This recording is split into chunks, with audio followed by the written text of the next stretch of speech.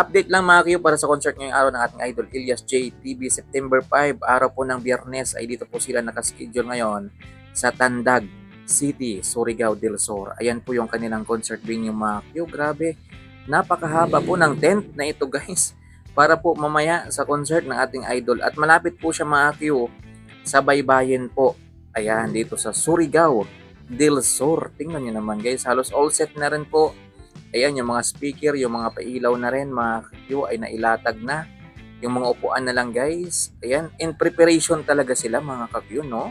Ayan, prepare na prepare talaga sila, mga Q, para if in case man na umulan, ay ayan, meron na kaagad masisilungan yung mga tao. Ganito yung ibig kong sabihin, guys. So, yan, tent po siya na mahaba yung pagka-set up hanggang dun sa pinakadulo, mga Q. So, kahit maulan siya, guys, at least yung iba, hindi mababasa, o di ba?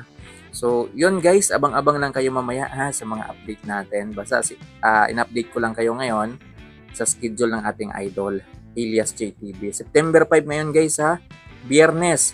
Yan, araw po ng Biyernes. Tandag City, Surigao del Sur, mga kakyo.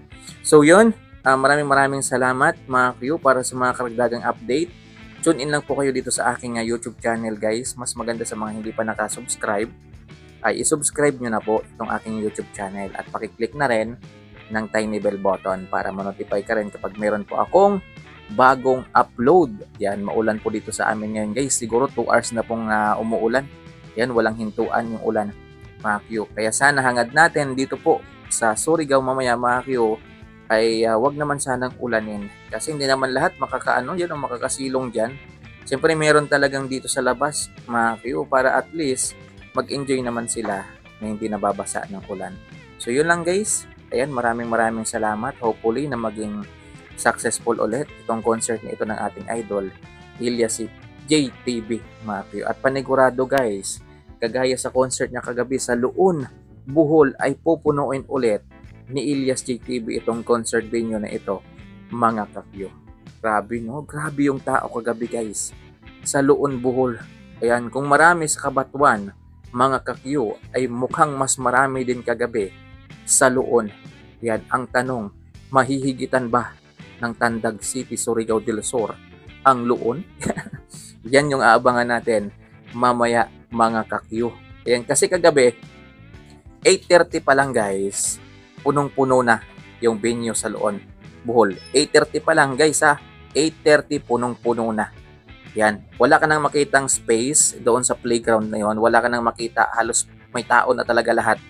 Maliban na lang dito malapit sa may stage kung saan mag-perform si Elias na merong mga naka-reserve na upuan. So doon na lang talaga yung may space. Pero kung doon ka sa may mga tao na yon, mga Q, ay as in wala na po talaga. Grabe guys. Napakalaki ng concert venue na yon sa Luon. Isipin nyo ha, 80 to 90,000 daw yung kaya nun, mga kakyo. Pero punong-puno po siya kagabi.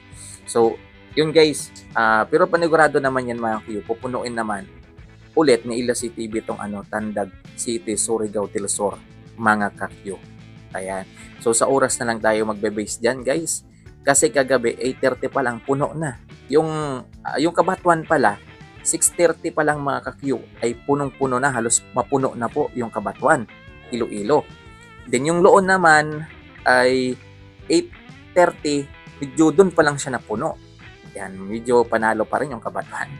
Ngayon, yung Tandag naman guys, mamaya yung aabangan natin kung gaano ba karami yung tao na pupunta mamaya sa concert niyo ni Idol Elias J TV. So maraming salamat guys sa marilang in-update ko lang kayo ng concert ngayong araw ng ating idol Elias JTV. September 5, araw po ng Biyernes ay nakaschedule po sila dito po sa Tandag City, Surigao del Sur. Yan. Reminders lang guys, huwag nyo nang dalhin yung mga anak ninyo, mga below 8 years old, huwag nyo nang dalhin mga Q.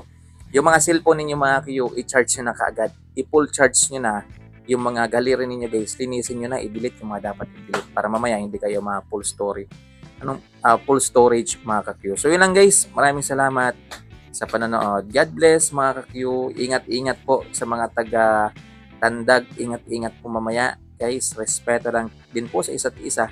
Alam ko, siksikan yan mamaya. Hindi talaga may iwas yung tulakan, sagian, panggaan mga Q. Pero respeto lang po sa isa't isa. Ganon talaga yung concert ni Elias TV guys. Yan, punuan po yan talaga. Kung sensitibo ka po, ay huwag ka na lang pumunta. Yan, dyan ka na lang sa bahay ninyo kung mainitin po yung ulo mo. Para hindi ka po makasakit ng tao at hindi ka po disappoint ng tao, di ba? So yun lang guys. Maraming salamat sa panonood. God bless mga review. Abang-abang lang kayo mamaya sa mga update.